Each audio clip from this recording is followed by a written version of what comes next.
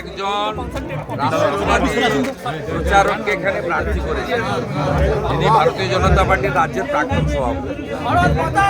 এখন ভোটাররা তাকে গ্রহণ না করে একজন বাইরের লোককে গ্রহণ করেন। যে ভোটাররা কীর্তি আজাদকে ভোট দিয়ে জিতিয়েছেন, ভোটটা তাদেরই হয়েছে, তো জেনে শুনেই হয়েছে। এখানে পরিষ্কার কথা,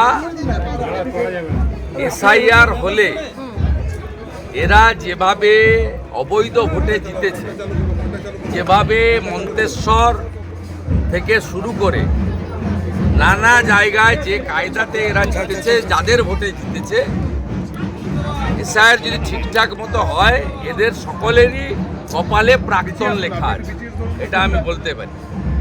আর এখানকার সাংসদ নরেন চক্রবর্তী এবং তার অ্যাসোসিয়েট মাফিয়াদের নামে অভিযোগ করেছিলেন ইডিকে, সিবিআইকে, তারপরে 24 ঘন্টার মধ্যে প্রত্যাহার হয়ে গেল।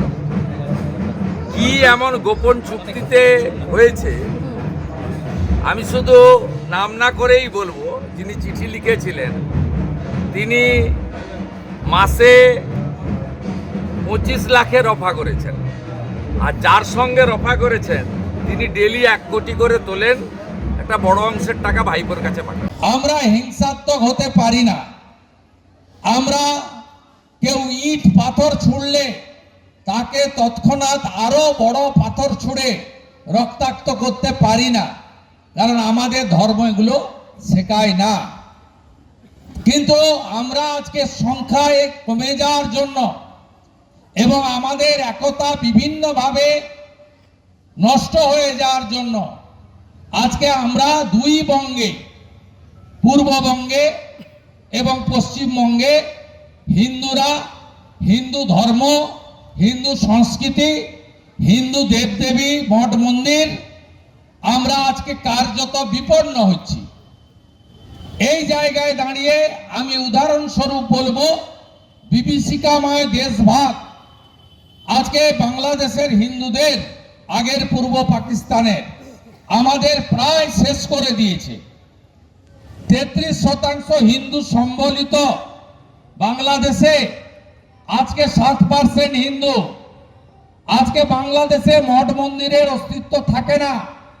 গলায় তুলসী মালা বা আচার মালা আপনি পরতে পারবেন না, হাতে তাগা বা ডোর রাখতে পারবেন না, ধুতি পরতে পারবেন না, মাথায় শিখা রাখতে পারবেন না। হিন্দুদের শাখা পলা বা আমাদের বৈষ্ণব সমাজ, হিন্দু সমাজের যে তিলক, এই তিলক আপনি রাখতে পারবেন না। এই অবস্থা বাংলাদেশে হয়েছে। তার কারণ আমরা 33%-এর জায়গায় আজ 7%-এ পৌঁছে গেছি। আজকে বাংলাদেশে কে ছাড় পাচ্ছে? রবীন্দ্রনাথ ঠাকুর, অবনীন্দ্রনাথ ঠাকুর, সত্যজিৎ রায়, কারোর বাড়ির অস্তিত্ব আজকে বাংলাদেশে নেই। আজকে বাঙালি সংস্কৃতি, ভারতী আমাদের পরম্পরা আজকে শেষ হয়ে গেছে, ওখানে উগ্র মৌলবাদের হাতে চলে গেছে। একইভাবে পশ্চিমবঙ্গে আমরা আজকে বিপন্নতার জায়গায় পৌঁছে গেছি, খাদের শেষ কিনারাতে। আমাদের অবস্থা প্রায় তাই হয়ে গেছে।